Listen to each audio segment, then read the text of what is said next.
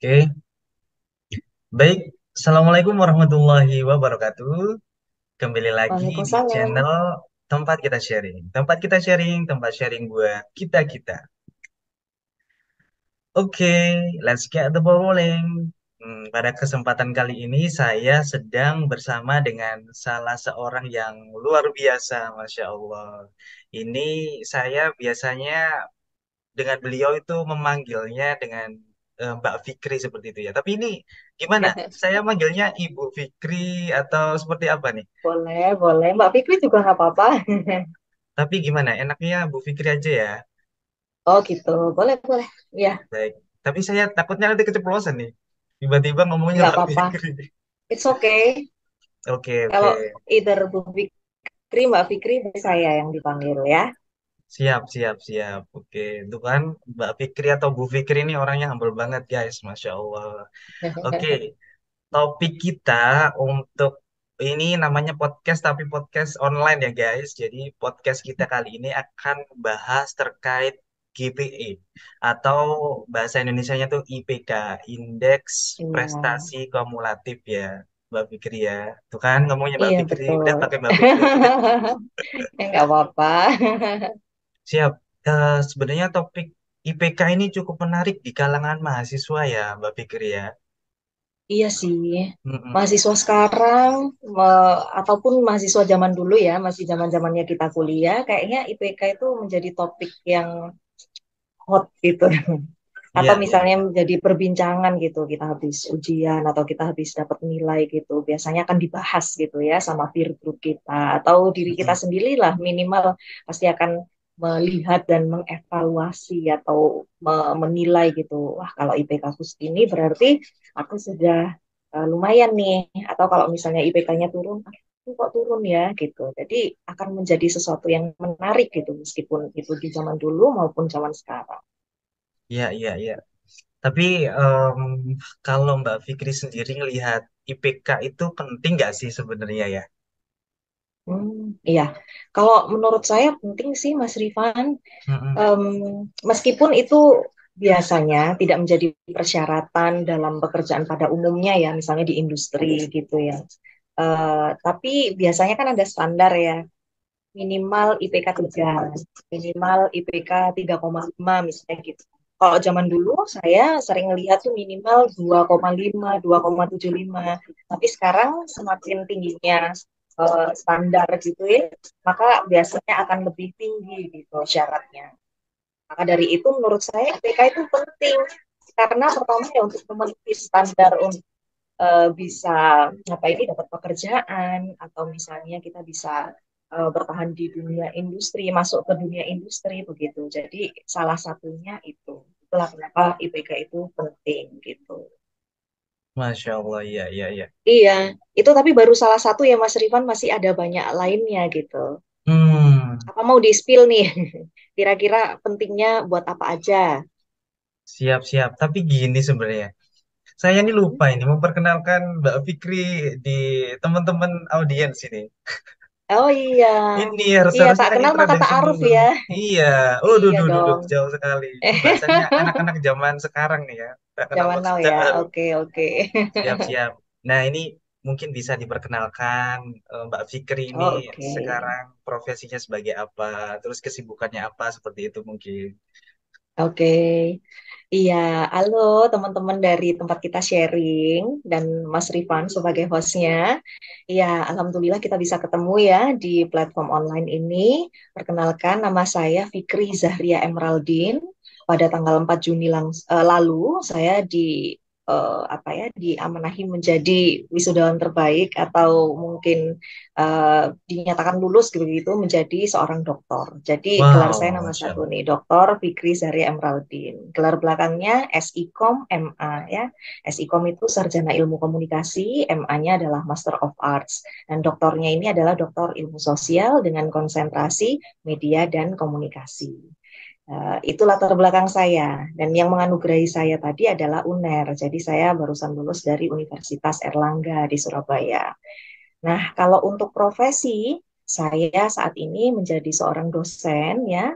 Ini sebenarnya sudah saya mulai dari tahun 2014. Waktu itu saya masih menjadi dosen LB atau luar biasa di beberapa tempat. Pertama di UNER, kemudian di UPN, kemudian di Universitas Widya Mandala gitu. Nah, Hmm. kemudian lambat laun ada rekrutmen dosen kontrak, kemudian dosen tetap, dan kemudian yang terakhir ini ada rekrutmen dosen CPNS. Nah, alhamdulillah saya dapat CPNS-nya ini di Universitas Islam Negeri Sunan Ampel Surabaya per tahun 2021. Jadi saya sudah 2 tahun nih Mas Rifan di UINSA ya. Jadi Masya status saya Allah. saat ini adalah menjadi dosen ilmu komunikasi dan penyiaran Islam. Jadi saya ada di dua prodi. Home base-nya ya itu ada di komunikasi dan penyiaran Islam. Tapi saat ini saya sedang menjabat sebagai sekretaris program studi ilmu komunikasi di UIN Sunan Ampel Surabaya. Begitu. Itu pekerjaan utama saya. Kemudian saat ini saya sudah juga sedang menjabat sebagai pelaksana ya atau pengelola bagian kerjasama internasional di Asosiasi Profesi apa ini perguruan tinggi ilmu komunikasi gitulah. Intinya kalau disingkat itu Aspikom, Korwil Jawa Timur. Nah, saya di Wow. situ kebagian untuk menghandle tugas-tugas kerjasama internasional. Dan alhamdulillah Mas Rifan beberapa pekan lalu ya tepatnya di bulan Mei, sorry, di bulan Mei saya barusan terbang ke Vietnam Wow. mengikuti International Regional Workshop yang diadakan oleh YC Lee. Ini adalah produk ya atau gerakan yang bentuk atau dibuat oleh US Embassy.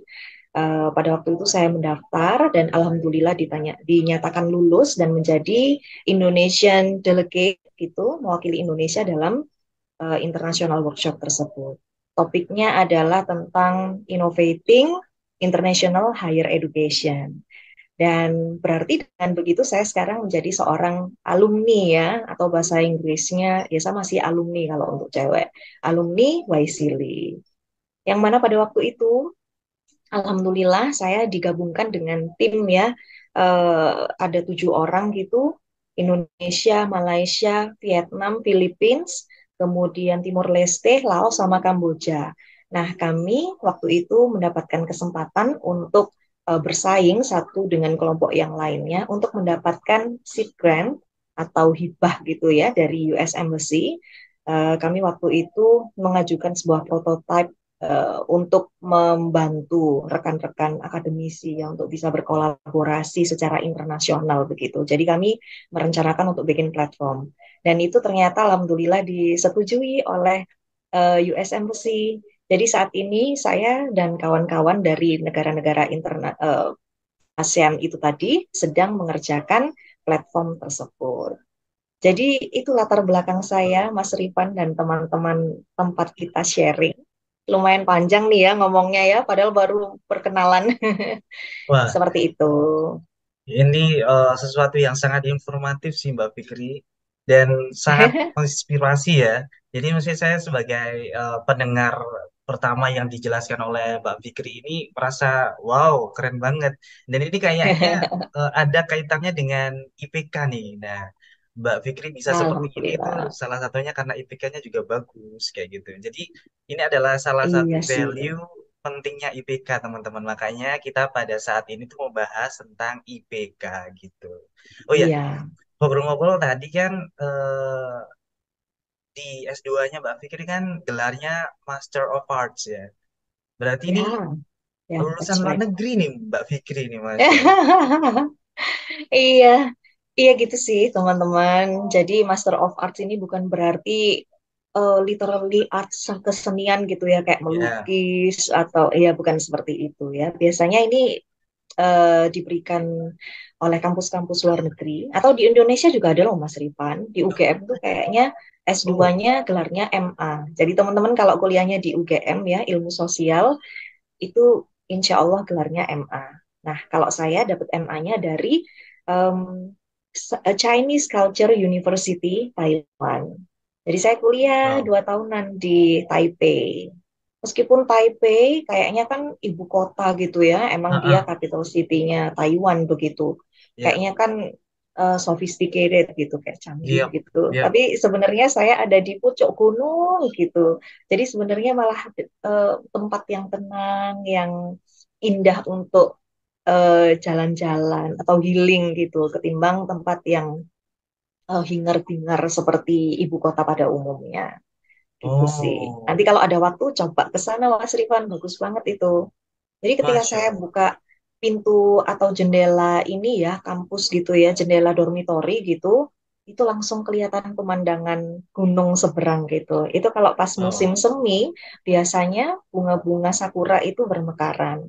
Dan sakuranya Taiwan itu biasanya berbeda sama sakuranya Jepang.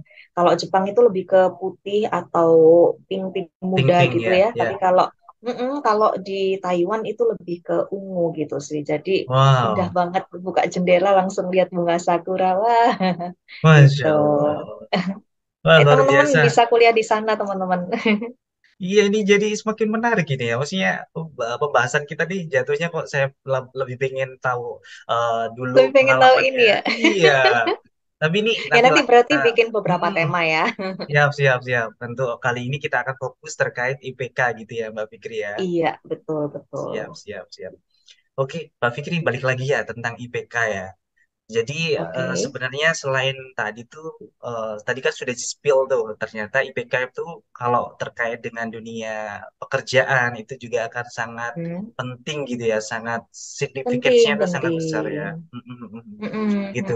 Jadi mm-mm. mungkin Mbak Fikri bisa menjelaskan apa sih value-value yang didapatkan kalau Oke. kita itu mendapatkan IPK yang bagus gitu, Mbak Fikri. Iya. Iya, betul Mas Rifan seperti yang Mas Rifan bilang ya, kalau kita punya IPK bagus itu beneran deh teman-teman ya, bisa meningkatkan value kita. Orang ngelihat kita itu jadi lebih berisi gitu ya, itu dari Hmm, pandangan orang lain. Nah, dari dalam diri kita itu pun juga merasa lebih berbobot gitu. Artinya kita pertama ya secara tidak langsung kita akan lebih percaya diri gitu. Dan percaya dirinya juga akan berlangsung secara jangka panjang gitu. Karena IPK itu kan melekat ya, sampai kapanpun tahun ini, 5 tahun lagi, 10 tahun lagi, IPK saya akan tetap segitu gitu. Nah, ya. maka dari itu percaya diri kita akan termaintain terus gitu. Saya kita lagi down, lagi sedih, ngadepin tugas yang berat banget dari bos gitu. Kita bisa jadikan itu sebagai senjata untuk meningkatkan kepercayaan diri atau semangat kita nggak boleh down ini dong karena saya ini sebenarnya dikasih apa ya kehebatan sama Allah dalam meraih IPK yang tinggi. Nggak ingat dulu aja saya bisa melalui kuliah sampai punya IPK 4 atau IPK berapa gitu ya, sesuai dengan IPK teman-teman. Nah, berarti saya pun juga insya Allah akan bisa melalui em, proses ini dengan baik juga seperti saya melalui proses pendapatan IPK itu tadi ya. Jadi dari situ pertama Mas Rifan kita bisa meningkatkan percaya diri kita, kita bisa meningkatkan apa ya misalnya kita lagi down, kita bisa lagi up lagi gitu ya. Hmm. Karena IPK tersebut. Itu memang secara tidak langsung sih, tetapi bisa kita manfaatkan untuk itu. Kemudian tadi saya sudah cerita ya di awal tentang kesempatan kerja. Semakin tinggi IPK kita, maka insya Allah akan semakin terbuka ya peluang untuk mendapatkan pekerjaan yang strategis, yang biasanya ada syarat IPK minimal sekian gitu. Kalau kita cuman asal-asalan nih kuliahnya, dapat apa ini menjadi punya predikat Nasakom gitu. Nasakom tuh apa ya kemanjangannya ya? Yang pokoknya IPK-nya cuma 1 koma itu. Nah, itu kan pasti tidak akan mendapatkan pekerjaan yang diinginkan karena pekerjaan sekarang Hmm. biasanya mensyaratkan IPK yang paling tidak itu berapa sih 2,5 ya bukannya? Dulu kalau zaman saya 2,5. Kalau sekarang mungkin akan lebih tinggi ya karena Ya, ya. kompetisinya lebih tinggi, Mm-mm. kemudian juga kecenderungan mahasiswa itu punya IPK yang lebih tinggi juga. Sehingga kalau saya lihat nih amati biasanya minimal tuh 3,00. Nah, Hmm, jadi hmm. penting juga sih untuk memperhatikan IPK gitu. Kemudian dengan IPK yang bagus juga, insya Allah kita juga mendapatkan kesempatan atau kita bisa memperluas ya kesempatan untuk mendapatkan beasiswa, bantuan keuangan ya. Misalnya beasiswa apa ini bidik misi bagi teman-teman yang punya kriteria itu gitu ya. Atau kita bisa mendapatkan bantuan keringanan UKT atau apa gitu. Itu kalau misalnya IPK-nya nggak bagus juga em, kayaknya kurang untuk punya chance ya untuk mendapatkan itu gitu. Ya, ya, ya. Nah, nanti kalau misalnya udah lulus ya S1 misalnya pengen mengejar magister, master degree di luar negeri, kemudian doktor di luar negeri atau di dalam negeri juga. Biasanya ada syarat juga untuk IPK. Ya, jadi intinya saya pengen meng-highlight di sini teman-teman bahwa IPK itu penting meskipun bukan menjadi indikator utama dalam meraih cita-cita, tetapi ini penting, tidak bisa disepelekan begitu. Siap, siap. Ini yang berarti ini ada tiga value utama yang Mm-mm. ditawarkan oleh Mbak Fikri, dijelaskan oleh Mbak Fikri yang saya Heeh. ingin meng-highlight yang terutama yang pertama tuh. Ini jarang sekali Mm-mm. dibahas oleh orang-orang. Ini terkait Mm-mm. IPK tinggi itu bisa juga menjadi motivasi bagi diri kita gitu ya ketika down di dalam Oh pekerjaan. iya, Benar, iya. dan itu jarang Barusan dibahas kepikir loh sih, seperti ini. tapi emang iya. Mm-mm, Ya, ya mm-mm. benar. Dan itu ya related banget sih. Saya memang karena kadang kita kan di pressure oleh bos dan pressure-nya itu kadang kan memang ada Tapi bos ini yang bukan curhatan kita ya, Mas ya Rifan ya. bukan ini Oh, bukan. curhatan-curhatan orang-orang gitu ya. Jadi Netizen. memang ya netizen gitu ya, netizen yang maha benar. Jadi kan ada atasan tuh kan ada dua macam ya. Ada tipe atasan yang dia tuh bossy gitu ya. Ada atasan yang Heeh. leader gitu ya, mempunyai jiwa leader yang Betul, bagus. betul, Nah, bagi teman-teman yang betul. memiliki atasan yang leader, punya leadership yang bagus, itu akan membuat Mm-mm. value bagi mereka. Mereka akan merasa termotivasi karena dalam pekerjaan akan Mm-mm, merasa semakin mm-mm, nyaman gitu mm-mm, ya. Tapi akan mm-mm. berbeda Betul, halnya betul. dengan teman-teman yang tipe atasannya adalah bossy karena mereka Iya, akan apa ya dalam pekerjaan sudah mendapatkan pressure yang tinggi, tidak dihargai heeh, kayak gitu ya. betul, Jadi betul. teman-teman yang mungkin dapat bos seperti itu ketika mendapatkan apa ya sesuatu yang tidak mengenakan dan mengingat-ingat Mm-mm. IP ku aku juga bagus kok harusnya nih kalau dibandingkan atau dikompar Bisa sama dong. iya sama bosnya gitu Mm. aku tuh sebenarnya bisa kok melampaui dia tapi kan bisa jadi remotivation bagi dia gitu ya. Nah, jadi gitu Mbak Fikri. Jadi penjelasan Mbak Fikri terkait membuat kita termotivasi itu memang benar-benar eh, iya banget maksudnya nyambung banget, link Mm. banget dengan kondisi teman-teman kita yang mendapatkan atasan yang bosi gitu ya. Iya, bisa jadi begitu. Iya, Tadi Mas Rifan kan bilang ada yang bossy, ada yang leader ya. Nah, iya, kalau kita dapat bos yang benar-benar leadershipnya bagus, alhamdulillah. Tapi kalau pas dapetnya ya yang seperti, nah IPK ini somehow ya bisa menjadi sebuah trigger kita untuk bisa realize bahwa oke, kita pasti bisa menghadapinya gitu. Ya bisa memotivasi kita untuk melalui masa-masa menghadapi bos yang seperti itu. Karena bayangin ya, untuk dapat IPK yang bagus ya terutama ada banyak pengorbanan, perjuangan yang kita wow, lakukan. Termasuk setuju. juga menghadapi banyak banget orang. Ketika Yap, kita kerja kelompok, ngadepin teman-teman yang mungkin ada aja yang ngeselin ya kan. yap, Kemudian yap, kita ngadepin dosen-dosen, dosen pembimbing lah, dosen wali atau dosen siapapun itu yang mungkin kalau bahasanya anak zaman sekarang vibes-nya nggak nyambung, nggak sama gitu. Nah itu kan ya, juga ya, butuh effort ya bagi kita untuk bisa beradaptasi dengan gayanya dosen-dosen tersebut. Nah pengalaman-pengalaman itu ya sudah kita lewati gitu. Akhirnya kita mendapatkan IPK bagus kan? yap, Itu yap, adalah yap. salah satu outputnya begitu. Nah kalau dulu aja kita bisa melewati itu, kenapa sekarang enggak?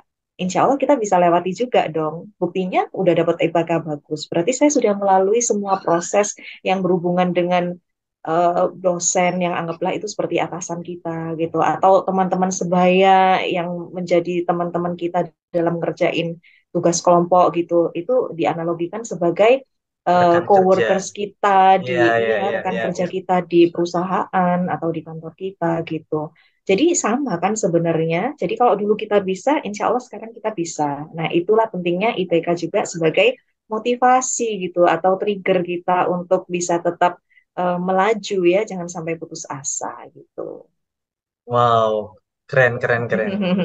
Sip, mantap nih.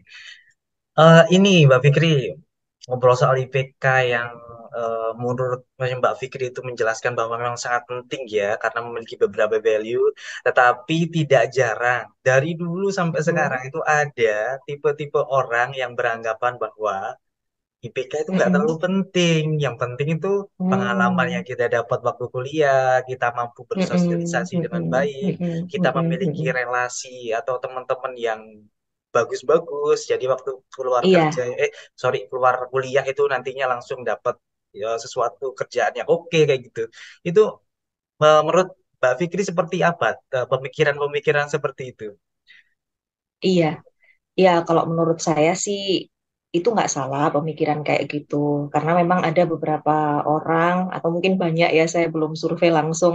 Yang jelas mereka lebih mementingkan pengalaman gitu ya dibandingkan dengan indeks prestasi kumulatif atau IPK ini gitu. Mungkin memang dia mindsetnya adalah untuk kerja industri, dia sebagai wirausahawan atau sebagai orang-orang yang memang punya atau mengatur pekerjaannya sendiri gitu ya. Jadi kontrol ada di dia sendiri. Tetapi bagi kita yang misalnya punya passion atau memang sukanya dengan pekerjaan-pekerjaan kayak misalnya saya masuk di dunia pendidikan yang menjadi dosen, itu kan IPK menjadi hal yang vital ya. Kita daftar tuh pasti ada persyaratan IPK gitu. Atau ada teman-teman juga yang masih bercita-cita untuk menjadi seorang PNS begitu, atau asis apa ASN. Nah, itu keduanya adalah profesi-profesi ya yang membutuhkan IPK. Apalagi waktu zaman saya dulu ada masuk tes CPNS ini dengan jalur apa ya itu prestasi atau apa gitu. Ada yang reguler, ada yang prestasi kalau nggak salah. Nah, prestasi ini bisa didapatkan dari IPK yang kumlot, yang tinggi gitu. Nah, itu kan privilege ya bagi kita ya. Daripada bersaing dengan orang-orang yang reguler gitu, dengan jumlah yang banyak, nah mendingan kita bersaing dengan orang-orang yang lebih sedikit gitu, karena privilege yang kita dapatkan dengan IPK yang bagus itu. Jadi kalau menurut saya, pendapat yang Mas Rifan sampaikan tadi itu ya tidak salah untuk orang-orang yang memang punya mindset seperti itu. Tetapi bagi teman-teman yang memang ingin berkarir ya di dunia pekerjaan yang seperti akademisi, kemudian pegawai negeri sipil atau ASN begitu atau profesi-profesi lain yang mensyaratkan IPK. Nah, ini berarti menjadi sesuatu yang penting dong, nggak bisa diabaikan begitu saja gitu. Pengalaman boleh, tetapi IPK tetap wajib untuk dikejar gitu. Masya Allah. Kalau menurut saya gitu, iya Mas. Siap, siap, keren, keren. Jadi memang disesuaikan dengan kondisinya gitu ya, Mbak Fikri ya. Memang kita Mm-mm, mm-mm. pada ada pada kondisi yang memang tujuan kita itu sebagai pengusaha, mendirikan usaha sendiri. Ya Betul, mungkin betul. IPK itu tidak terlalu penting. Penting tetap ada pentingnya, tapi mungkin tidak terlalu. Mm-mm. Soalnya nanti kan juga Ya kalau bukan hal yang seandainya utama. iya, Mm-mm. benar. Nanti kalau kita punya anak, terus ditanyain Mm-mm. anaknya, terus IPK-nya berapa, Papa? Terus Mama kita dulu, maksa, iya. iya. Terus tiba-tiba anaknya punya keinginan untuk tidak berkarir seperti papanya gitu ya. Kan jadi, Iya, aduh, sesuatu yang itu ya. Jadi nggak memang bisa jadi harus contoh gitu ya. benar-benar. Tapi ya, memang, Berarti poinnya jadi nambah dong ya. IPK berarti bisa memotivasi diri sendiri dan iya, anak-anak kita anak-anak nantinya kita. gitu. Iya, Iya, iya, iya. keturunan kita gitu. Bisa memotivasi mereka. Ayo nak, kamu pasti bisa. Mamamu aja bisa. Kayak gitu ya. Iya, benar-benar benar. Oke, sip, sip. Terus gini, kalau kita ngelihat eh, anak-anak zaman sekarang ini kan sudah beda banget ya sama eh, zaman-zaman kita dulu ya. Dulu kita yang memiliki Iya, betul. mungkin unggah-ungguh kepada dosen tuh yang lebih, saya tidak mengatakan lebih baik sih, tapi actualnya memang seperti itu daripada anak-anak yang sekarang Gitu gitu ya. ya, yang bisa kita sebut Mm-mm. dengan fatherless generation, yang mereka itu Waduh, ayah mereka adalah gadget, ayah mereka adalah sosial media, mereka belajar tuh waduh lebih jangan banyak. sampai. Iya, screening time-nya itu dengan sosial media daripada dengan orang tuanya seperti itu. Akhirnya mereka kan terbawa secara pola pikir, terus kemudian hiburan-hiburan itu lebih banyak masuk kepada mereka. Bagi mereka yang tidak bisa menyaring gitu ya, lebih tepatnya Mbak Fikri. Nah, Mm-mm. kalau Mm-mm. menurut pandangan Mm-mm. Mbak Fikri, anak-anak zaman sekarang itu tipe-tipe yang menganggap IPK itu penting atau enggak sih sebenarnya? Iya, ini lumayan dalam ya, sampai kebahas tentang fatherless juga gitu. Well, kalau dari pengalaman saya ya, baik sebagai seorang mahasiswa maupun sebagai seorang dosen nih, saya ada, ya memang benar sih Mas, ada gap ya. Kalau di tahun tahun-tahun dulu, ketika saya masih menjadi mahasiswa S1 ya, bukan S3 ya, itu ada sebuah ketabuhan gitu ya. Kalau misalnya kita sampai mempertanyakan dengan detail atau saya nggak terima Bu nilai saya segini, kayaknya nggak mungkin banget ya. Kita udah diizinkan UTS meskipun kita telat dikit gitu. Saya pernah soalnya. Jadi benar-benar dipatok maksimal tuh jam 12 gitu misalnya ya. Saya tuh datangnya jam 12 lebih dikit gitu. Itu Hmm. udah nggak boleh masuk. Tapi Oh. waktu itu alhamdulillah nilainya masuk somehow. Ya, itu aja udah bersyukur banget gitu. Nggak berani yang sampai protes. Bu, saya kan telatnya cuma 5 menit gitu. Nggak berani gitu ya. Begitu pula dengan ketika kita mendapatkan nilai yang jelek gitu ya. Pasti yang ada tuh kita akan introspeksi diri, kemudian apa ya berkontemplasi gitu ya. Kira-kira aku pasti ada yang salah dan apa ya kesalahanku ya gitu. Apakah UTS-ku waktu itu jelek ataukah UAS-nya jelek atau gimana gitu. Nah, em, itu yang kami lakukan pada waktu itu. Tetapi kalau yang pas zaman sekarang berkaca ketika saya menjadi seorang dosen dan rekan-rekan dosen saya kan juga kita saling cerita gitu ya.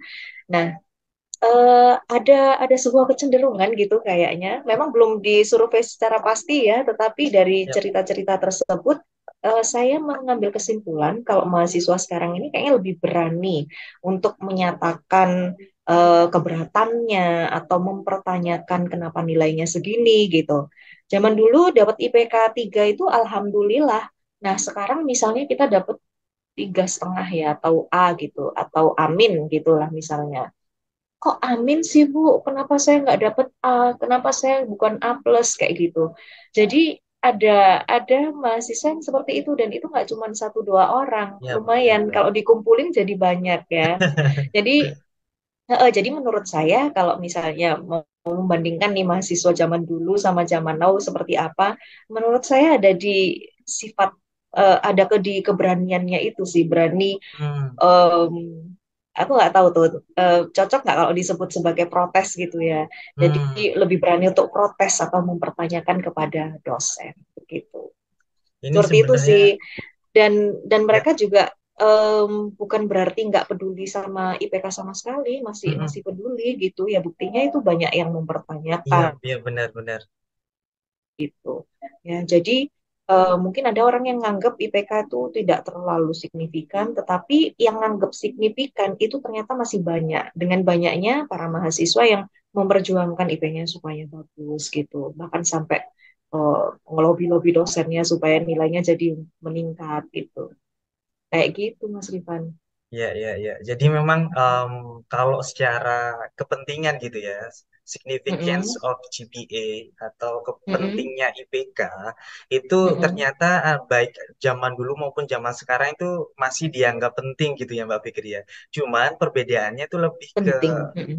cara apa ya reaksi mereka, reaksi mahasiswa ketika mendapatkan IPK yang bagus atau jelek itu yang berbeda. Ketika mendapatkan IPK yang Mm-mm. jelek, mahasiswa sekarang itu cenderung untuk mengungkapkan gitu ya, secara Betul. secara vulgar kita dalam tanda kutip gitu ya kepada dosennya. Mm-mm. Iya, Bukannya iya. mungkin bukan yang dimaksud itu kita sebagai dosen tuh melarang eh, para mahasiswa untuk menyampaikan apa yang dirasakan. Mungkin caranya yang kurang tepat gitu ya.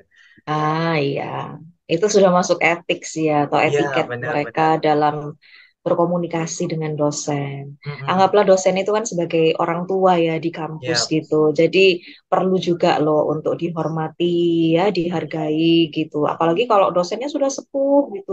Masa ya berani gitu sampai sampai sampai mempertanyakan atau protes seperti itu. ya, Bertanya nggak apa-apa, tapi kalau mempertanyakan, nah itu beda. Mempertanyakan itu kan berarti kok aku segini sih gitu. Tapi kalau bertanya, Bapak apakah benar atau ya gitu ya, nadanya aja udah beda gitu. ya, ya, ya. Ada Gitu. perbedaan antara objection sama question. Jadi sekedar Nah, bertanya dan menyatakan keberatan itu aduh udah emang berbeda. iya, iya, betul, Mas. Siap-siap, Pak. Mantap nih. Terus ini ya, kita berbicara tentang IPK secara lebih luas lagi nih. Kalau menurut Mbak Fikri, Mm-mm. variabel-variabel apa sih sebenarnya yang berpengaruh kepada IPK itu sendiri? Oke, variabel yang berpengaruh pada IPK Mm-mm. ya. Ini Mas Ivan dan teman-teman semuanya, kalau menurut saya perlu untuk dilihat lagi, disesuaikan lagi dengan universitas atau kampus tempat kita belajar. Karena standar IPK dari kampus satu dan kampus lainnya bisa aja berbeda. Dan jenjangnya pun juga bisa mempengaruhi. Saya ambil contoh untuk yang S1 dulu ya. Mm-mm. S1 itu kalau di kampus saya, tempat saya ngajar maksudnya, itu ada 4 kategori. Ada performance ya, ada nilai performance tuh yang diambil cuman sampai 10%. Jadi sebagus-bagusnya kita performance ya 100% perform gitu ya di dalam kelas itu nilainya cuma 10% di dalam total nilai 100% itu. Oh, oke. Kemudian UTS tuh 20% seingat saya. eh Benar nggak ya? 10, 20, 20, 40. Pokoknya yang terakhir tuh 40. Match nggak Mas ini? Oh, masih kurang satu ya. Mm-mm. Tugasnya 30% kalau gitu berarti. Ya, jadi Hmm. nilai tugasnya maksimal 30%. Jadi kalau kita dapat 100 dalam dalam mengerjakan tugas, maka nilai Mm-mm. kita adalah 30 Mm-mm. di secara keseluruhan. Kemudian UTS-nya 20% dan UAS-nya adalah 40%. Nah, ini variabelnya untuk mendapatkan IPK bagus ya. Harus excel atau harus bagus di dalam keempat hal itu tadi. Performance-nya harus bagus, artinya kita di dalam kelas tuh nggak diem-diem aja gitu ya. Ketika Mm-mm. ada presentasi itu aktif menyampaikan pendapat atau bertanya atau apapun itu ya. Pokoknya terlihat atau memang aktif itu di dalam kelas tersebut. Kemudian tugasnya juga jangan sampai bolos, maksudnya harus tetap ngerjain. Dan nggak hanya ngerjain, tetapi kerjakanlah dengan bagus. Insya Allah kalau bagus ya, insya Allah akan mendapatkan 30% itu secara utuh. Kemudian UTS ya, UTS pun juga harus dikerjakan dengan baik, jangan sampai nggak ngerjain UTS. Dan yang terakhir ini yang paling signifikan ya, yaitu UAS. Jangan sampai bolos UAS dan harus kerjakan dengan bagus karena nilainya bro, 40% bro. Sekalinya kita ngerjain semuanya tapi nggak ngerjain UAS ya itu bisa dipastikan failed sih dalam mata kuliah tersebut. Nggak akan lulus Oh. gitu ya. Ya, jadi itu sih indikatornya supaya kita mendapatkan nilai yang bagus. Jadi menjaga semua rubrik penilaian yang ada di kampus kita masing-masing. Itu kalau S1 di tempat saya ngajar. Kalau di Mm-mm. S1 tempat saya dulu itu biasanya 30, 30, 40. Tugas 30%, UTS 30%, kemudian UASnya 40%. Ya itu yang harus dijaga gitu ya. Jadi jangan sampai nilainya jelek di ketiga aspek tersebut.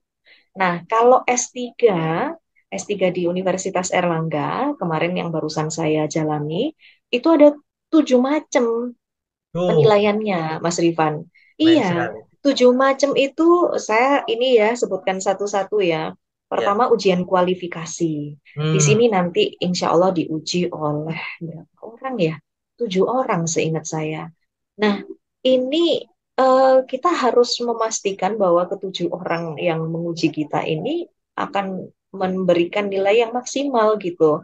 Kita harus tahu karakter orang-orang tersebut gitu ya. Oh. Kemudian kita harus apa ini mengerjakan dengan baik gitu supaya bisa mendapatkan nilai yang maksimal. Ini baru tahap awal. Jadi kalau menurut saya sih tinggal ngerjain proposal yang bagus itu aja udah oke gitu ya. Jadi nggak sampai yang wah ini reliability-nya gimana? Ini kan masih dinilai nanti ketika Mm-mm. pertengahan atau udah terjun lapangan gitu ya. Tetapi kalau tahap-tahap awal ini ya pokoknya kita ngerjain proposal yang bagus begitu. Kemudian yang kedua adalah seminar proposal. Nah, seminar proposal ini yang ujian, tetapi pengujinya atau audiensnya adalah mahasiswa rekan-rekan kita sendiri. Di situ ada promotor sama kopromotor kita. Nah, ini berarti yang harus kita hadapi adalah atau yang harus kita lakukan untuk mendapatkan nilai yang bagus adalah gimana caranya kita bisa defense atau menjawab pertanyaan-pertanyaan kita di depan para mahasiswa rekan-rekan kita itu. Dan kalaupun mereka ada masukan, kita harus tahu bagaimana cara menjadikan masukan itu sebagai um, value untuk meningkatnya disertasi kita begitu. Kemudian yang ketiga adalah ujian proposal. Keempat itu seminar hasil. Kelima ujian kelayakan. Ini tiap-tiap ujian tuh ada karakteristiknya masing-masing. Kalau tadi kan kita ujian di depan orang ya. Nah, kalau kelayakan ini sebenarnya di depan orang juga, tetapi yang lebih dinilai adalah naskahnya. Jadi itu perlu Hmm. kita pastikan bahwa naskahnya bagus. Nggak peduli kita defense-nya kayak gimana orang yang dibaca naskahnya ya. Kita defense-nya bagus banget gitu ya, ngomongnya itu sangat-sangat bagus, bahkan kayak lulusan John Robert Power misalnya ya. Maksudnya sangat-sangat teratur Ah, ngomongnya dan ah, ah, PR banget gitu. Tapi kalau naskahnya jelek, ya bisa keputusan kebijakan di UNER itu biasanya kalau memang nggak tertolong gitu ya di bagian naskah kelayakan itu bisa aja digagalkan kelulusannya. Tapi bukan berarti langsung dinyatakan nggak lulus ya. ah. Hmm. Bisa jadi dia dikasih kesempatan untuk ujian ulang gitu ya. Jadi nggak uh, ya khusus di ujian tersebut gitu kelayakan. Habis itu baru ada ujian tertutup dan yang terakhir adalah terbuka. Nah, kalau dengan model seperti ini ya berarti di setiap ujian ini inilah yang perlu kita apa ini namanya inilah yang perlu kita maksimalkan begitu nilainya. Kita cari tahu orang-orang yang ada di hadapan kita itu mereka tipikalnya seperti apa. Kita bisa pelajari.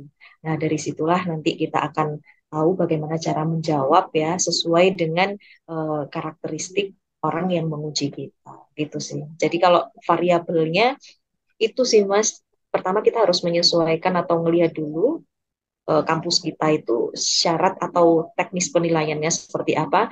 Nah, itu yang bisa membuat IPK kita melejit ya. Jadi harus menyesuaikan dengan syarat yang diberlakukan gitu. Oh, Masya Allah. Sebenarnya memang apa istilahnya variabel-variabelnya itu memang sangat terukur ya Mbak Fikri ya. Karena memang Kontekstual. mm-mm, Mm-mm. komposisinya juga sudah ada gitu ya rumusannya. Bahkan Iya, mungkin sudah ada persentasenya juga kayak gitu ya. mm-mm. Iya betul. Karena soalnya ada mahasiswa itu yang pokoknya eh, bahasa Jawanya tuh angger kuliah gitu loh. Jadi dia Mm-mm, ngerjain gitu. Dia nggak paham bahwa UAS itu nilainya 40%. Jadi mm-mm, dia ngerjain UTS, terus tugas, performance-nya bagus banget di kelas, aktif mm-mm, banget. mm-mm, Tapi dia mm-mm, lupa bahwa UASnya itu nilainya 40% loh. Jadi mm-mm, sebagus apapun kategori yang lainnya, di variabel yang lainnya, itu karena UASnya jelek, maka dia nilainya jadi jeblok. Kemudian dia mempertanyakan, mohon maaf, ini kok nilai saya segini? Oh ya jelas lah, dari 5 kriteria yang diwajibkan untuk mendapatkan nilai UAS yang bagus, dia hanya memenuhi 2. Ya otomatis nilainya akan jelek meskipun lulus gitu. Dan karena nilai UASnya jelek, akhirnya nilai keseluruhannya jelek. Jadi kan sayang banget ya Mas Rifan ya. Jadi kita mm-mm, harus mm-mm. tahu apa ini prioritas di kampus kita itu seperti apa. Dan jangan disamaratakan dengan antara kampus saya, tempat saya ngajar tadi, yang 40%-nya adalah UAS, dengan kampus tempat teman-teman berada. Bisa jadi kita punya perbedaan ya dari standar nilai ya. Kejarlah sesuai dengan apa yang menjadi standar di tempat masing-masing. Begitu. Mm-mm, mm-mm. Ya benar-benar benar. Ya ini nih yang mungkin banyak teman-teman mahasiswa juga kurang aware gitu ya bahwa memang Mm-mm. untuk mendapatkan IPK yang bagus itu tidak asal-asal kita, maksudnya apapun kayak tadi tuh mengerjakan apa tugas-tugas dengan bagus, kita dekat dengan dosen, yaitu adalah hal-hal yang penting memang. Iya Tapi kalau bisa-bisa. tidak tahu kerangkanya, tidak tahu Mm-mm. guideline-nya, kita akan jadi salah strategi gitu ya. Sama seperti kalau kita Betul, berperang. betul. Terus berperangnya itu Mm-mm. di area ring tinju gitu ya. Tapi eh, Mm-mm. perbekalan yang kita bawa itu bukan bukan untuk ring tinju, tapi untuk alat memasak. Seperti itu kan sangat kurang Iya, tepat gitu. iya betul Dan itu betul. yang Mm-mm. dialami mungkin teman-teman dan kayaknya saya juga dulu mengalami di Mbak Fikri. Jadi semacam spill the tea nih. Iya, mm-mm, mm-mm. Iya Kita kan, jadi mm-mm, mm-mm. poin yang Punya sangat standar bagus dari Mbak beda-beda. Fikri, Insya Allah. keren banget. Nah, ini sekarang kita lebih Alhamdulillah. menuju ke pengalamannya Mbak Fikri nih. Sebagai saya Wow. mengetahui bahwa Mbak Fikri itu di S3 terakhir kemarin mendapatkan angka yang sempurna, Masya Allah. Angka 4 bulan hingga menjadi Alhamdulillah. wisudawan terbaik seperti itu. Nah, Oh iya, alhamdulillah betul. oke, pengalaman pribadi Mbak Fikri sendiri sebagai untuk mendapatkan IPK yang bagus, terus challenge-challenge-nya dulu seperti apa, mungkin bisa diutarakan ke teman-teman. Jadi teman-teman tuh sebagai benchmark dan juga motivasi bagi mereka gitu Mbak Fikri. Wow. Iya, terima kasih atas pertanyaannya. Terima kasih udah di-spill juga ya. Iya, jadi ketahuan deh wisudawan terbaik. Tapi kayaknya saya tadi udah sempat nyebutin ya. Ya. Iya, kalau saya pribadi ya, Mas Rifan dan teman-teman, sebenarnya nggak kepikiran loh. Ketika awal saya masuk, itu memang semangat banget ya, pengen S3 gitu. Terus ada satu ujian pertama, ujian kualifikasi. Saya termasuk yang paling cepat ya untuk mengikuti ujian tersebut. Kemudian dapat Wow, nilai yang salah satu yang terbaik juga, artinya langsung dapat nilai A gitu. Di mana Masya Allah. teman-teman Ya. tuh kebanyakan nggak langsung dapat A gitu ya, maksudnya ya di bawah itu gitu. Itu tuh semangat saya masih oke. Kemudian beberapa hari setelah itu saya hamil, kemudian melahirkan, menyusui. Nah, ternyata disitulah masa-masa saya itu hibernasi ya. Iya, jadi semangatnya itu jadi agak turun, Oh, motivasinya itu menurun. Ada masa di mana saya itu nganggapnya, aduh kok ya lulus gitu aja lah. Terus pokoknya aku dapat nilai segini aja udah oke kok. Pokoknya oh, aku oke. gimana caranya bisa lanjut, bisa lulus menyelesaikan ini gitu. Jadi sebenarnya mendapatkan IPK 4 dan wisudawan terbaik itu sebenarnya bukan bukan ini ya goals utama saya, nggak kepikir gitu. Hmm. Apalagi di masa-masa freezing saya atau hibernasi itu tadi gitu. Jadi ada sempat kayak 1 tahun lebih, Mas Rifan, saya tuh stuck, nggak ada progres sama sekali. Jadi Oh, bayangin ya, ujian pertama itu saya paling cepat, masuk ke ujian kedua itu agak-agak ngelembosi ya bahasa Jawanya ya. Menggelembosi. Meskipun alhamdulillah nilainya bagus, tetapi proses dari ujian pertama ke kedua ini panjang sekali, lebih dari 1,5 tahun seingat saya, atau 2 tahun wow. ada kali ya. Gitu. Tapi alhamdulillah Allah menjaga nilai saya itu baik. Dari yang pertama, kedua ini mungkin saya memang sudah ready gitu ya. Jadi ketika menjawab pun juga lebih enak gitu. Kemudian sampai tahapan ketiga itu Allah jaga nilai saya itu baik, Mas Rifan. Jadi meskipun saya waktu itu semangatnya itu lagi nggak full-full banget, nggak sefull yang pertama tadi, tapi tetap tetap oke gitu ya. Nah, kemudian di ujian tahap keempat sampai tahap kelima, di sini tuh saya mulai nyadar bahwa, eh, nilaiku tuh bagus loh. Nilai saya tuh 4 sempurna di setiap ujian ini dari 1, 2, 3 sampai 4 ya, sampai apa ini seminar hasil gitu ya. Ini kalau saya nggak maintain, sayang banget. Udah dikasih Hmm. fondasi yang bagus sama Allah. Jadi saya perlu untuk menjaga ini supaya sampai akhir itu bagus. Akhirnya di tengah-tengah ini ya sampai ujian ketujuh kan berarti 4, 5 ini termasuk tengah-tengah semi terakhir gitu ya. Nah di saat itulah saya sudah nyadar kalau nilai saya bagus dan saya harus mempertahankan gitu. Jadi akhirnya saya berusaha ngotot gitu ya Mas ya untuk menyuguhkan yang terbaik. Dan alhamdulillah ternyata berbuah hasil Mas Rifan. Nilai Masya saya Allah. tuh bagus banget dan saya sampai nggak expect gitu. Kadang-kadang kan dikasih bocoran ya sama promotor atau kadang sama admin itu dikasih bocoran. Nilainya Mbak Fikri itu tadi minimal 91 semua loh. Yang ngasih itu 91. Wih, Masya Allah bagus banget 91. Syarat untuk A itu seingat saya 86 dan itu 91. Dapat 86 aja udah syukur saya tuh ngerasa Hmm. alhamdulillah gitu ya. Nah itu dapat 91. Waduh bagus ya. Akhirnya dari situ saya termotivasi untuk bagus juga di apa ini ujian berikutnya dan di ujian berikutnya. Jadi Masya Allah. ketika sudah di atas ujian keempat itu saya lebih ada deg-degannya gitu setelah ujian untuk menanti jawaban dari berapa IP saya atau nilai-nilai yang saya dapatkan gitu. Kalau dulu kan los-los aja ya, pokoknya aku ujian gitu. Tapi Hmm. di ujian-ujian terakhir ini saya lebih aware gitu, saya lebih menanti-nanti kira-kira dapat nilai berapa gitu ya. Dan alhamdulillah nilainya bagus dari awal sampai akhir begitu.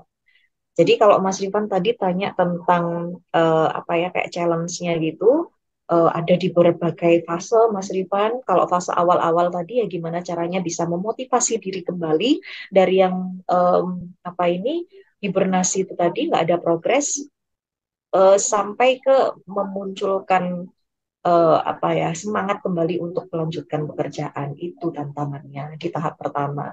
Kemudian di tahap tengah-tengah nih ada tantangan juga Mas Rifan, yaitu gimana caranya saya bisa mengimplementasikan penelitian yang sesuai dengan proposal saya. Jadi saya waktu itu nulis di proposal, saya mau meneliti perusahaan X gitu ya. Perusahaan X ini andalan saya pokoknya, karena saya dulu pernah bekerja di situ. Jadi saya bayangin kalau saya neliti di situ, datanya akan kebuka banyak, nuansa untuk menelitinya juga oke, dan tidak ada apa ini namanya tidak ada sekat gitu ya antara peneliti dengan yang diteliti karena kita tahu sama tahu kita sama sama-sama temenan gitu ya. Jadi Nah, bukan hanya sekedar peneliti dan yang diteliti, tetapi kita friends gitu. Nah, saya udah dapet izin dari teman-teman. Tapi begitu saya ajukan izin kepada HRD-nya, ternyata ditolak dong. Jadi oh, gimana tuh nggak jadi neliti di situ? Itu tuh kayak runtuh seketika gitu ya. Apanya yang runtuh waduh, ya? Oh ya, ini motivasinya itu agak runtuh gitu. yap, yap. Tapi alhamdulillah Allah tuh ngasih anugerah saya bisa berpikir cepat untuk menanggulangi itu ya. Mm-mm. Jadi dalam satu hari yang sama saya kemudian somehow bisa dapat izin ya untuk ganti penelitian di tempat lain di perusahaan Y gitu. Jadi Mm. tetap di perusahaan dan dia perusahaan gede, maksudnya bagus lah, signifikan lah untuk diteliti. Saya udah dapat izin, kemudian saya penelitian di situ sekitar 2 minggu kayaknya ya. Jadi saya ikut melakukan etnografi gitu, mengikuti proses demi proses apa yang dikerjakan di perusahaan tersebut gitu. Nah, ternyata dalam 2 minggu itu saya tidak menemukan hal-hal yang diperlukan untuk penelitian saya. Karena saya menelitinya tentang eksploitasi, tentang kesadaran palsu, tentang pergeseran rutinitas dan lain-lain. Saya tuh nggak nemu itu di perusahaan Y ini. Perusahaannya tuh terlalu perfect untuk apa ini topik-topik saya. Dan penelitian saya ini kan pakai paradigma kritis ya, sehingga pasti ada kritik yang nantinya akan saya sampaikan dan ada solusi juga untuk mengatasi kritik tersebut begitu. Iya, Itu iya. nggak bisa muncul, akan terlalu memaksakan. Nah, Hmm. akhirnya saya pun kemudian ganti untuk meneliti bukan di perusahaan tetapi di tempat lain ya atau segmentasi atau komunitas lain. Nah, disinilah baru saya mendapatkan banyak sekali materi untuk dijadikan bahan disertasi begitu. Masya Allah. Nah, iya. Jadi em, yang paling menonjol tantangannya itu. Kemudian kalau akhir-akhir karena saya ya Masya Allah, saya nggak tahu nih, alhamdulillah atau gimana ya ekspresinya ya. Intinya saya diamanahi untuk menjadi seorang sekretaris program studi begitu. Masya Em, Allah. iya, padahal baru masuk ya, tapi udah jadi sekretaris program studi di mana tugasnya pasti banyak dan nggak ada tugas sebagai itu aja sebenarnya loading kerjanya juga udah banyak gitu. Sehingga saya Mm-mm. harus bisa memaintain waktu dengan baik, gimana caranya tetap bisa ngerjain gitu meskipun lagi ada tugas yang banyak gitu. Jadi kalau untuk tantangan kurang lebih itu sih Mas. Ada fase-fasenya awal, tengah, sama akhir gitu. Iya, iya, iya. Wow, detail sekali Mbak Fikri ya. Dan memang saya melihatnya dan menerimanya itu memang ada semacam visible hands ya dari Allah gitu ya ke Mbak Fikri. Soalnya Betul. ada fase-fase di mana Alhamdulillah. memang Mbak Fikri lagi down dengan berbagai kondisi yang ada, Betul. melahirkan, Setahun terus lebih loh daunnya. tapi masih tetap dikuatkan oleh Allah, Masya Allah, keren banget. Itu memang Alhamdulillah. Ya, selain apa ya istilahnya ada faktor-faktor yang tadi yang sempat kita dari Mbak Fikri sebutkan kalau kita bagaimana cara mendapatkan IPK yang bagus dengan berbagai indikator yang ada, tetapi juga ada faktor-faktor eksternal yang membuat itu menjadi lebih mulus kayak gitu ya Mbak Fikri ya. Iya, iya, Masya Allah. Terus tadi betul. soal Mbak Fikri yang jatuh bangun hingga banting setir dari topik-topik yang Hmm. semula direncanakan oleh Mbak Fikri hingga ke yang topik yang terakhir dan malah mendapatkan sesuatu yang lebih luas dan luar biasa gitu Mbak Fikri ya. Itu bisa jadi Mm-mm. motivasi bagi teman-teman bahwa jangan mudah menyerah ketika kita maksudnya mendapatkan Iya. challenge dari dosen gitu ya.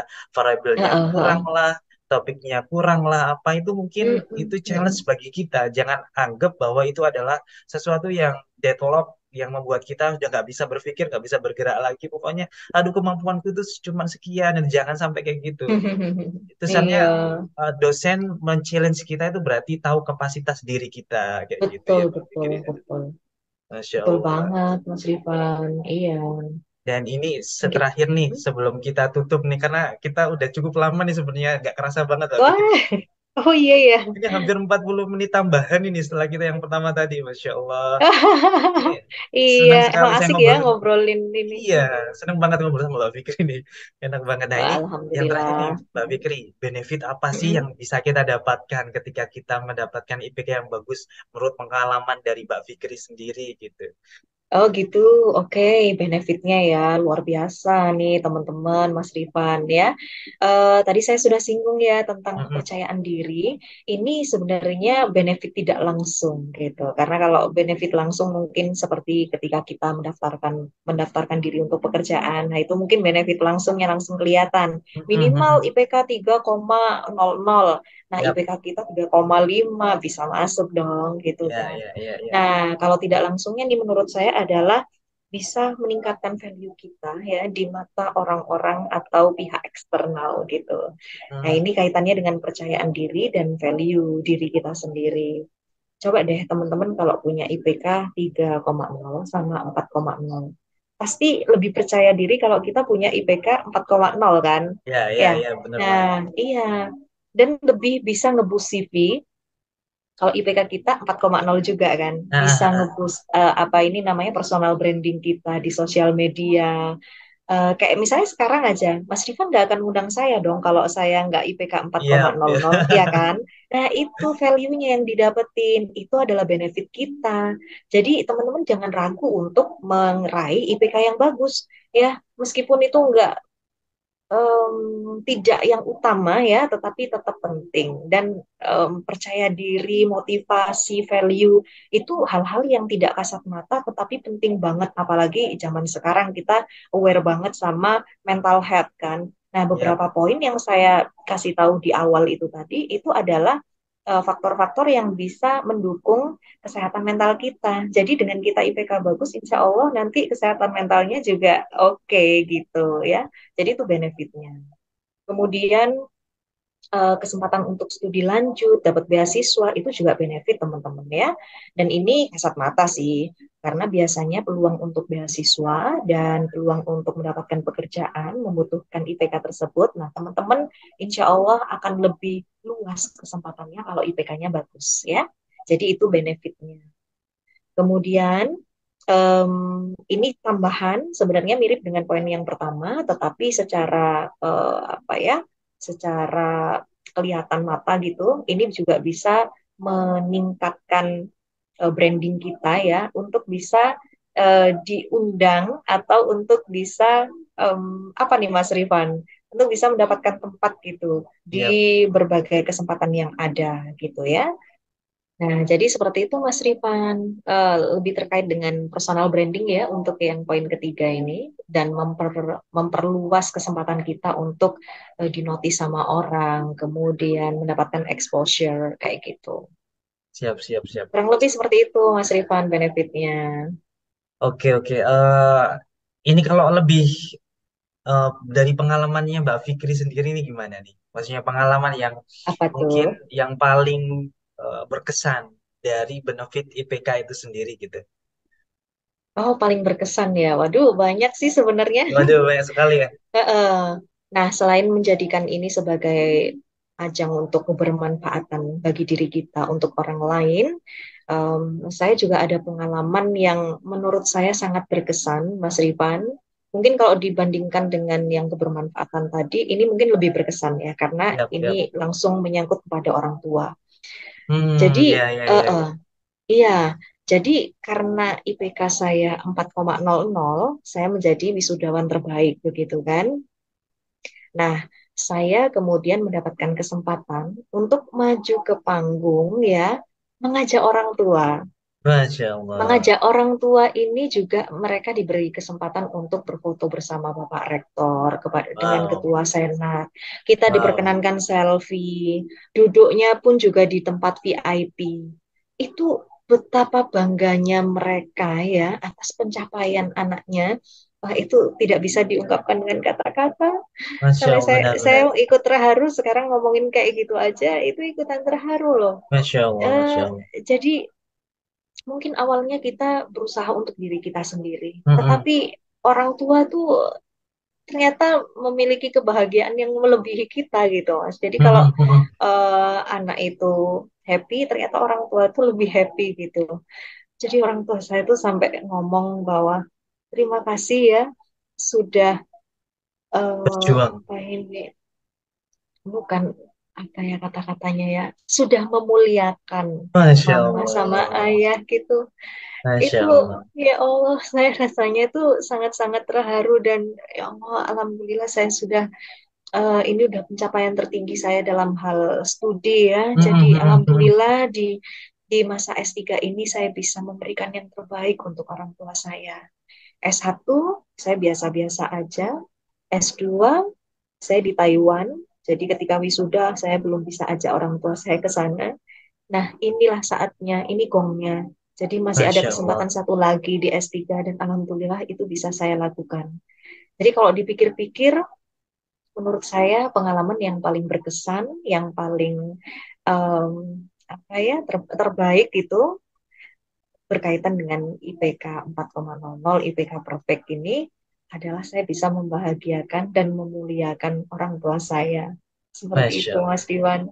Siap, Aduh, siap. jadi Aduh. membiru, Iya, mengaru ini biru. jadi mengharu biru ini segmennya ini. Iya. Masya Allah ya. Oke, kalau bisa saya risam ya untuk value dari IPK dan juga benefit yang kita dapatkan. Pertama memang Mm-mm. dari aspek motivasi ke diri kita sendiri ya. Jadi ini termasuk dalam aspek mental health bagi kita ya. Ketika kita mendapatkan IPK yang bagus, Oh itu iya. menjadi self defense dan mental health bagi diri kita sendiri. Yang kedua, tentu kita akan mendapatkan banyak sekali Mm-mm. kesempatan terutama di dunia kerja ya kita menjadi prioritas tersendiri. Contohnya tadi ketika kita masuk atau mendaftar di ASN, di CPNS, itu ada kuota tersendiri untuk yang memiliki IPK yang bagus gitu. Ya kita bayangin aja lah Mm-mm. guys, kalau kita haji gitu ya, kita bayar UNH Plus Mm-mm. sama reguler itu sudah fasilitasnya beda banget. Ini mirip-mirip lah Mm-mm. sama IPK yang bagus, yang perfect sama IPK yang biasa-biasa aja. Itu bisa sangat-sangat kalian nikmati. Kemudian yang ketiga Mm-mm. tadi terkait motivasi kepada orang lain gitu ya. Kemudian ada Mm-mm. tambahan lagi dari Mbak Vicky terkait personal branding. Kita bisa Personal mendapatkan branding. kesempatan yang Mm-mm. lebih luas, diundang ke berbagai acara, kayak gitu, menginspirasi banyak orang. Mm-mm. Dan tambahan yang terakhir, benefitnya adalah tadi bisa membahagiakan dan memuliakan orang tua. Masya Allah, itu Iya. adalah kesempatan yang sangat jarang didapatkan oleh orang gitu ya. Ah, ah, ah. Ya Allah, Masya Allah. Oke, Mbak Fikri, Tips. ada lagi yang Mm-mm. ingin disampaikan? Enggak sih, tapi mungkin pesan ya atau Ya. motivasi buat teman-teman. Mm-mm. Kalau saya bisa, pasti kalian bisa. Oke. Rebahan boleh, menyerah jangan. Wah, luar biasa. Ya, jadi kalau kita down, nggak apa-apa, itu adalah proses hidup, tapi Heeh. jangan sampai menyerah ya. Masya Tetap Allah. motivasi diri sendiri karena yang paling bisa memotivasi kita adalah diri kita sendiri. Begitu. Jangan bergantung sama orang lain. Wow, keren banget, keren banget. Tadi apa Mbak?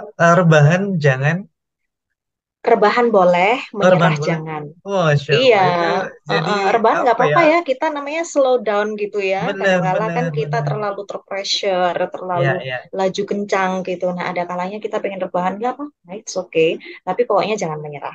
Itu Wah, sih. keren Ya. banget. Ini jadi tagline ini dari Mbak Oh, Fikri. jadi Rebahan, tagline. Rebahan Rebahan boleh, boleh, boleh, menyerah rebahan jangan. boleh. Masya Menyerah Allah. jangan. Jadi lagu anak TK Jangan ya. menyerah.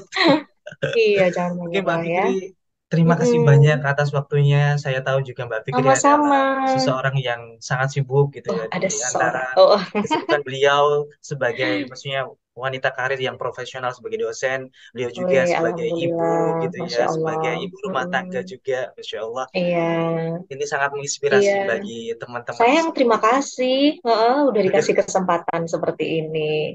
Baik, Ikut siap-siap. iklan boleh nggak, Mas Rifan? Iya, Gimana gimana jadi gimana? ini teman-teman, ini tuh salah satu kerjasama kita ya dengan platform yang saya dengan teman-teman ASEAN akan bangun atau sedang dibangun, yaitu Sea Collab. Sea Collab ini adalah Southeast Asian Collaboration. Jadi kependekannya atau brandnya kita adalah Sea Collab. Nah, Hmm, insya Allah nanti kita akan membuat sebuah website begitu yang bisa menghubungkan, mempertemukan antara akademisi ya sebagai collaborators, kemudian dengan institusi pendidikan seperti level prodi, fakultas atau universitas atau bahkan sampai kementerian pun kalau misalnya ditakdirkan Allah sampai sebesar itu ya mungkin amin, saja amin, bisa. amin. Kemudian bisa mempertemukan juga dengan investor atau funder. Di kerjasamanya adalah di bidang development. Nah, jadi ini baru tahap awal, guys. Nanti insya Allah kalau udah launching, ada websitenya begitu. Saya harap teman-teman yang menjadi followers atau apa sih istilahnya ini viewer ya, Oke, viewersnya tempat kita sharing bisa ikutan gabung di situ, ya. Terima Masya kasih. Allah, Masya Allah, keren sekali. Semoga sukses project dari Mbak Fikri dan juga teman-teman ini ya. Amin, amin. Terima Oke teman-teman, sampai di sini dulu ya perjumpaan kita dan perbincangan kita bersama tamu yang sangat-sangat inspiratif seperti Mbak Fikri. Sekali lagi terima kasih kasih. kepada Masya Mbak Fikri Allah. atas Sayang, terima kesempatannya. kasih. Terima kasih buat Mas Rifan. Siap-siap kita tutup dulu ya teman-teman. Semoga kalian semua senantiasa dalam lindungan, kebahagiaan, dan keberkahan Allah Subhanahu wa Ta'ala. Dan juga semoga Amin. video ini bisa menjadi wasilah atau perantara kemanfaatan bagi kalian semua gitu. Oke, kita tutup dulu. Amin, amin. Wassalamualaikum warahmatullahi wabarakatuh. Tempat kita Assalamualaikum. sharing, tempat sharing buat kita-kita. Dadah, Mbak Fiksi. Dadah, ya mohon maaf kalau udah salah-salah.